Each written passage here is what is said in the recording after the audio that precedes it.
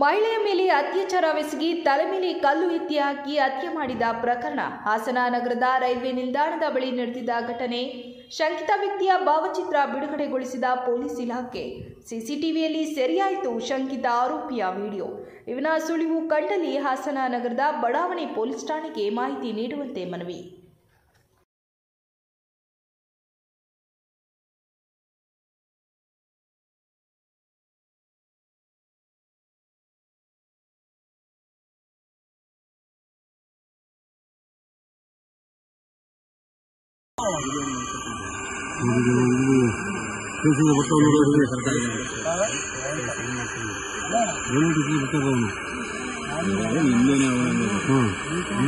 ಬೇರೆಯವರು